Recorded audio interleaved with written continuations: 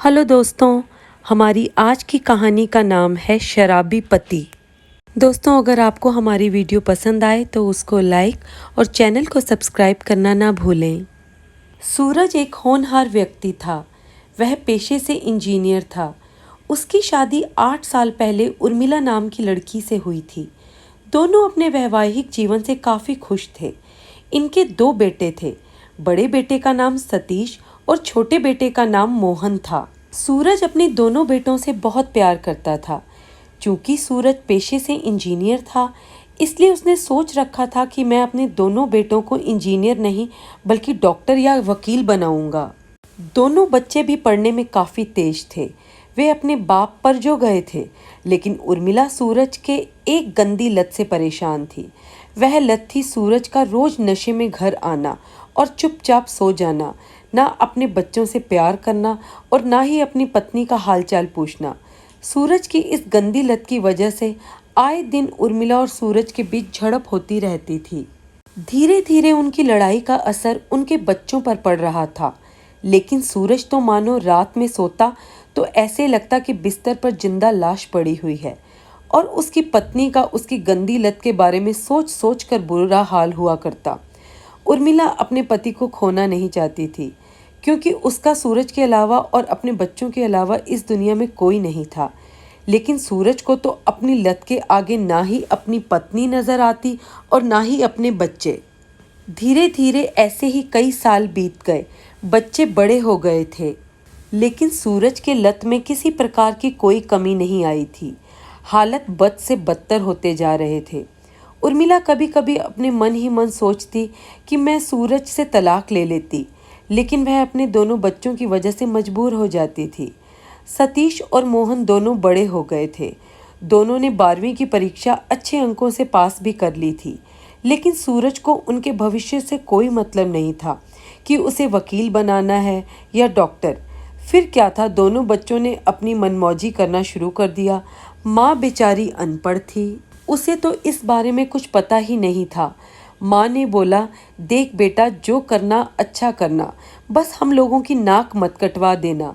तो मोहन बोलता है, माँ तू देख लेना, मैं ज़रूर डॉक्टर बनूंगा। सतीश बोलता है, हाँ माँ तू टेंशन क्यों लेती है, सब ठीक हो जाएगा। दोनों भाइयों ने डॉक्टरी करने के लिए अपने नाम कॉलेज में लिखवा लिया। दोनों मन लगाकर पढ़ते थे, लेकिन छोटे भाई की संगति नशेखोर लोगों के साथ हो गई थी। धीरे धीरे मोहन भी नशा करने लगा। सिगरेट दारू उसके लिए आम बात सी हो गई थी। सतीश उसे मना करता कि माँ को बता दूंगा, लेकिन मोहन बोलता है, इसमें हर्ज ही क्या है, पापा भी तो दारू पी के आते हैं। इतना सुनते ही सतीश बेचारा अपना मुंह नीचे कर लेता है। धीरे धीरे मोहन नशे में डूबता ही जा रहा था और उसकी लत अपने बाप से भी ज़्यादा लग चुकी थी। फिर क्या था, वह रोज कॉलेज से नशा करके घर आता। माँ उसे डांट देती तो माँ को भी उल्टा सीधा सुना देता। सतीश अगर समझाता तो उसे मारने दौड़ता।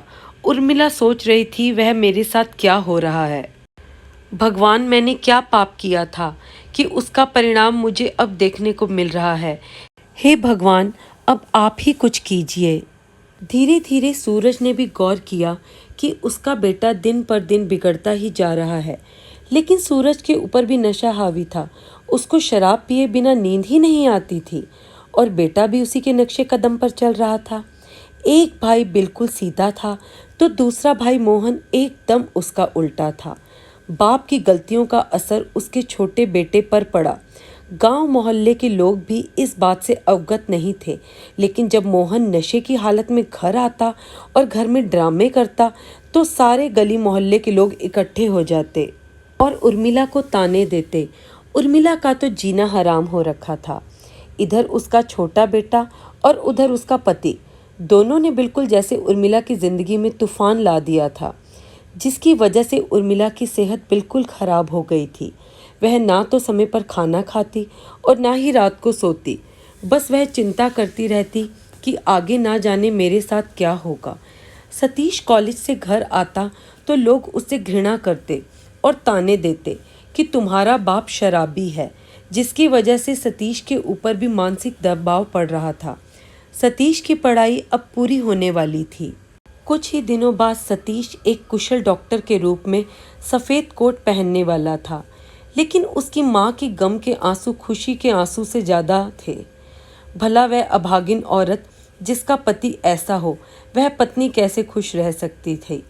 कुछ दिनों बाद सतीश डॉक्टर बन गया और एक अस्पताल में उसकी नौकरी लग गई। एक दिन की बात है कि वह अपने घर आ रहा था, तभी एक व्यक्ति ने उससे पूछा, बेटे तुम्हारा बाप तो शराबी है, तुम्हारा भाई भी अपने बाप की तरह ही निकला, लेकिन तुमने खुद को इस परिस्थिति में भी खुद को कैसे व्यवस्थित रखा और खुद को कैसे एक डॉक्टर का दर्जा दिलाया। सतीश जवाब देता है, हमारे आसपास अच्छे और बुरे दोनों तरह के लोग रहते हैं। हमें चाहिए कि हम अच्छी चीज़ों को अपनी ज़िंदगी में शामिल करें और बुरी चीज़ों को खुद से दूर रखें, ताकि इसका प्रभाव हमारे ऊपर ना पड़े। इतना सुनते ही वह व्यक्ति बोलता है, फिर तुम्हारा छोटा भाई शराबी कैसे बन गया? सतीश ने जवाब दिया, उसने शायद अच्छी आदतों को और बुरी आदतों को दोनों को उसने एक समान रूप से देखा, इसलिए आज वह शराबी है और मैं एक डॉक्टर।